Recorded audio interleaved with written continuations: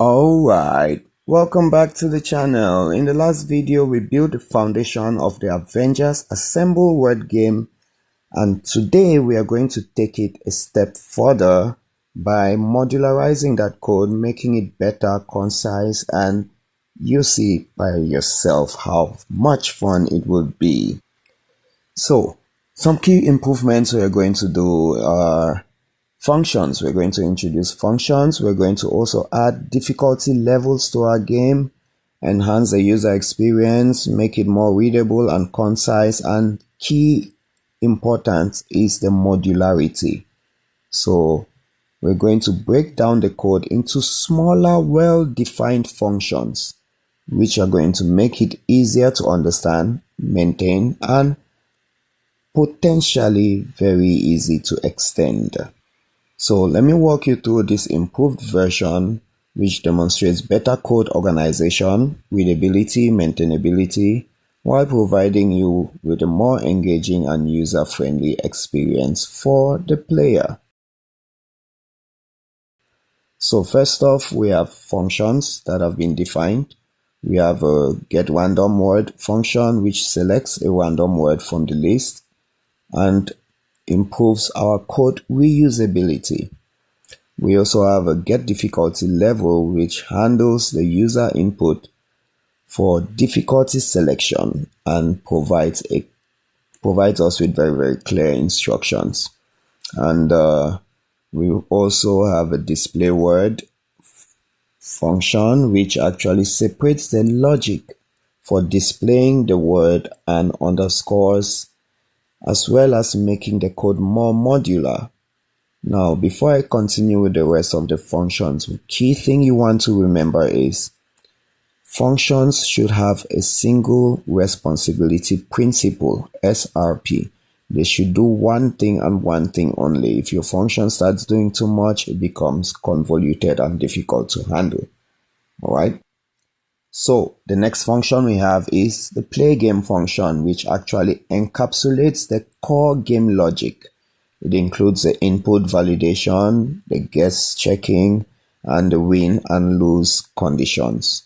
Now our main function acts as the entry point for our game, handling the game setup and calling other functions as needed. So along the way, you see we included a difficulty level, which helps the user decide, how many maximum guesses they want. We've also improved the input validation and error handling of the invalid inputs, and we get better, or should I say clearer messages and instructions to our user. All in all, we get to continue using our descriptive variable names, removing unnecessary comments in this case, and improving our code structure and formatting it for better readability. Now, the way we've set it up, we can now get to choose a graphical user interface framework, a GUI framework. Alright, so Python comes built in with a simple library which creates basic graphical user interface widgets. That's Tkinter or Tkinter. There are other options out there like PyQt or PySide, which are more powerful and but again, they provide better aesthetics, and there's also custom Tkinter, but we're going to use our simple built-in library. Another option is Kiwi, which has a cross-platform framework, which is suitable for both desktop development and mobile development. So we're going to integrate these graphical user interface widgets to be able to display or create our game and use it on any local machine. So a few things we'll need, or a few kinds of labels we'll need, or a few kinds of widgets we'll need are labels, which can display the game title, instructions, and underscores, words, game messages, and so on. We also have the text input, which allows the users to enter their letter guesses. We get to use buttons, maybe we can even use drop downs, should I say checkboxes to select the difficulty level and guess button, new buttons, and so on. We can even use progress bar to visually represent the number of remaining guesses.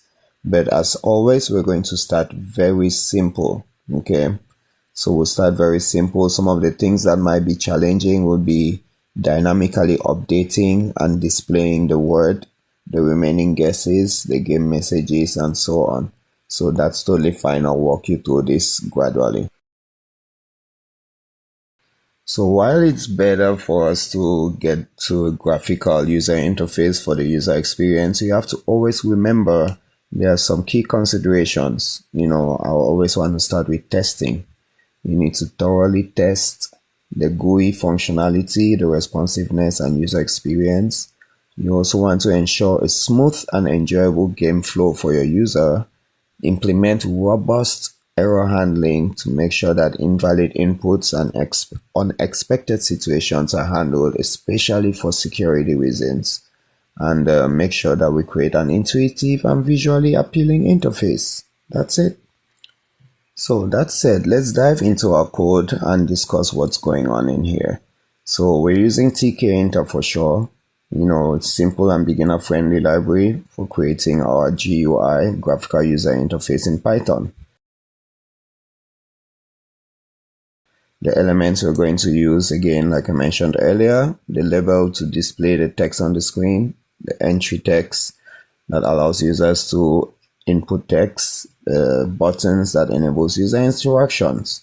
So for the code, we're going to create instances of these Tkinter elements or widgets within our play game function.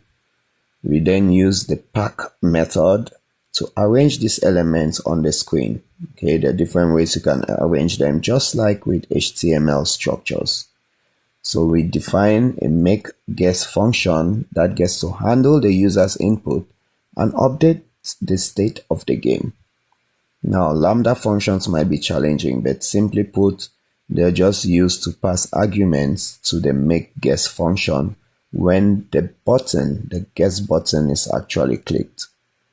So to make our user interface clean and neat and also improve our user experience, we use spacing.